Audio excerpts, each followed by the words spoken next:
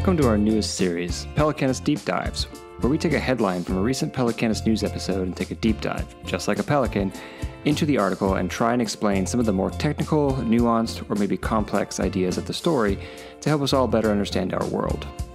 While we will still release these as audio podcasts, this is really made for video, as we'll show diagrams, data visualizations, or photos to better illustrate the article's topics. Check out our YouTube page or social media to watch the video version. In this episode, our host Harrison Parker, a Caltech doctoral candidate in atmospheric sciences, explains a recent technological advancement in solar energy that we highlighted in our August 1st episode of Pelecanus News. Let's get straight to the episode and hope you enjoy it.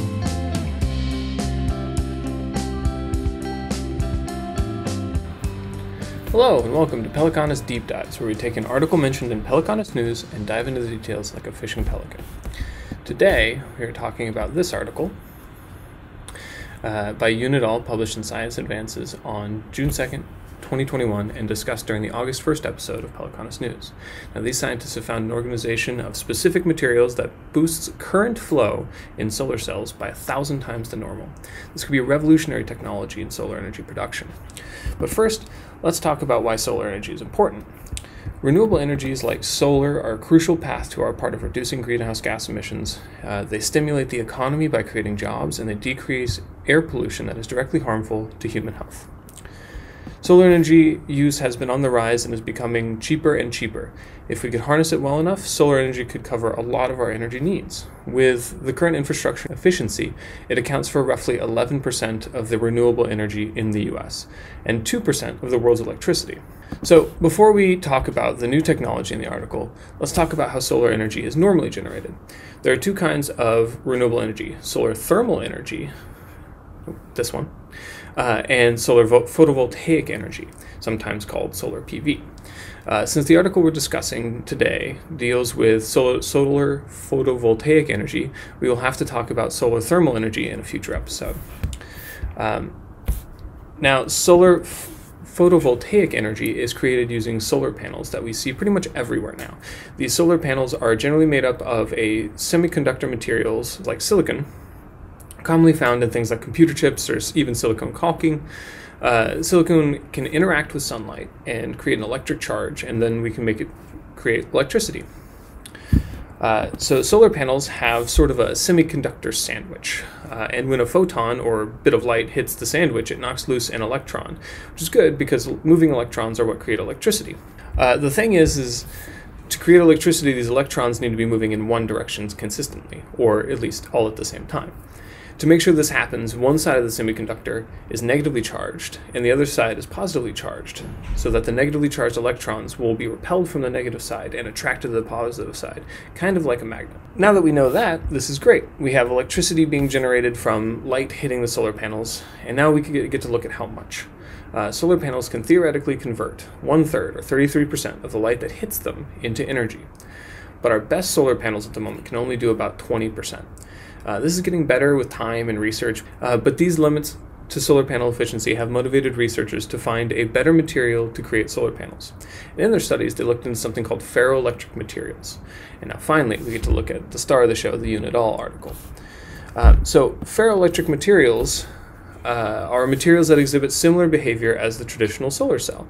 They're polarized so that one side is negatively charged and the other side is positively charged. And you can actually change this by applying an electric field. These materials can get around some of the physical limitations that the semiconductor solar cells we discussed earlier have and limit the efficiency. And so scientists have tried many different versions of ferroelectric materials. They've used different metal oxides. Then they've also created super thin layers to try and improve their effectiveness at creating electricity. And while these materials show promise, they do not absorb sunlight as well, and therefore are still far from the efficiency of our current solar panels. But that's where today's article comes in. So scientists at the Martin Luther Universität Halle-Wittenberg in Germany have found that stacking different materials together in super thin layers can greatly increase electric flow in the material. They do this by vaporizing the materials and depositing them as a thin film, almost like spray paint, but on a nanometer level. So these materials end up with like 500 layers, but they're only 200 nanometers thick. For reference, that is about 1,000,000 times thinner than the thickness of a penny. So the weird thing is that they did this by doing the opposite. They created this large flow by doing the opposite of what you'd expect. They put less ferroelectric material. In fact, they put a third of the amount.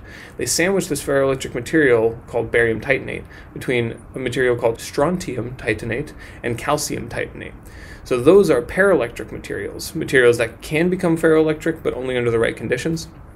So this combination of barium, strontium, and calcium titanate allows for electrons to move more freely in the material and makes the flow up to 1,000 times stronger than just the barium titanate alone. So their findings have held up for 6 months. That shows that this method is viable for a bunch of applications and could actually be scaled up to a wide usage. So now that they know that their methods work, they are now looking into exactly why this particular ordering of different materials works the way it does, and hopefully in that research they'll be able to figure out even more amazing things about ferroelectric materials. So there we have it. The Unit scientists are working to make the world a better place, and I, for one, am glad that they are, and I am glad that I get to talk about it here. So if you'd like to read more, see the description for the resources that I used, and remember to subscribe to Pelecanus on your favorite podcatcher, YouTube, and SoundCloud, and keep up on your Pelecanus news. See you next time. Your host for this episode is Harrison Parker. The producers are Harrison Austin and Taylor Parker. Music was provided by Picture Book Studios. Thank you for tuning in. Don't forget to like, comment, and subscribe, and we'll talk to you next time.